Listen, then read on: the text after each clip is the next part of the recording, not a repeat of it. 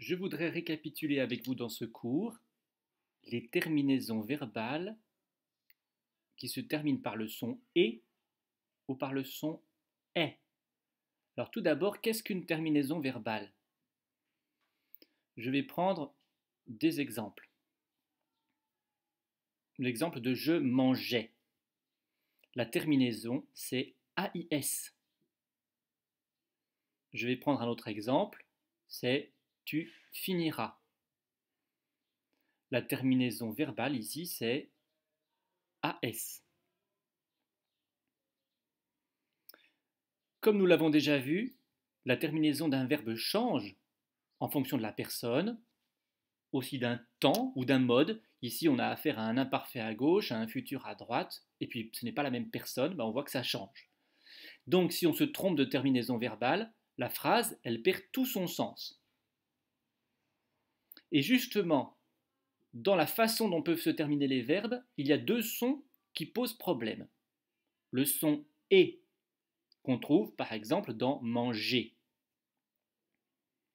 et le son « est » qu'on trouve par exemple dans « je mangeais ». Vous voyez bien qu'on a du mal à faire la différence entre ces sons, le son de manger et le son de je mangeais. Donc ces sons posent problème.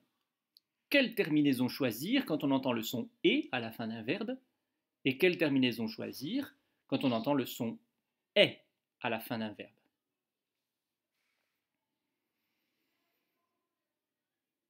Alors, quand on entend le son et à la fin d'un verbe, on peut choisir une terminaison en ER, une terminaison en E accent aigu, une terminaison en EZ et parfois même une terminaison en AI. Il n'y a que ces terminaisons-là. Pour une terminaison verbale qui se termine en est, on a le droit de choisir AIS, AIT ou AIENT, et il n'y a que ces trois solutions-là quand à la fin d'un verbe on entend le son est. Je vais prendre des exemples que je vais classer.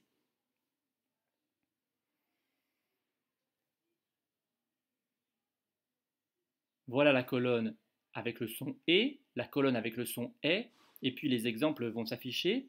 Manger. Je travaillais. Il prenait. Je prendrai. Il a fouillé et tu essuierais. On voit que manger se termine par le son et. Il va aller dans la colonne de gauche. Je travaillais, c'est le son est dans la colonne de droite. Il prenait, c'est à nouveau le son est. En revanche, je prendrai, c'est le son et.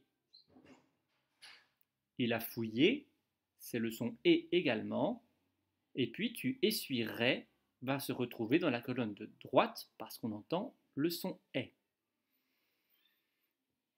Voilà. Donc, si on résume, quand on entend le son et à la fin d'un verbe, on peut mettre ER et accent aigu, EZ ou AI. Et si on entend le son est à la fin d'un verbe, on ne peut mettre que AIS, AIT et AIENT.